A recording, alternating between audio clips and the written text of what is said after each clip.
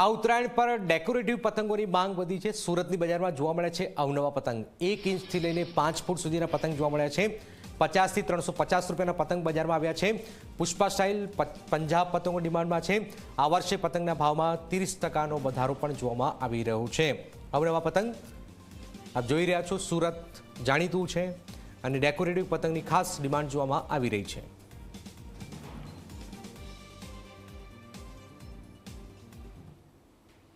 જેમ કે ડેકોરેટિવ કાઇટો છે, કંકાવટી છે, જસદનની અંદર પતંગ બનાવેલી છે। આપણે આ વર્ષે કપડાની અંદર પતંગ બનાવેલી છે। એકથી એક એન્ટિક આઇટમ મળશે, લટકણો મળશે આપણી પાસે। ઘણી બધી આઇટમો મળશે આપણી પાસે। પ્લાસ્ટિકની પતંગ છે, પીવીસી પોલાની, રમકડાની, કાર્ટૂન પ્રિન્ટ છે, મોટા છે આપણી પાસે। 42.5 છે, 34 છે પીવીસીની અંદર।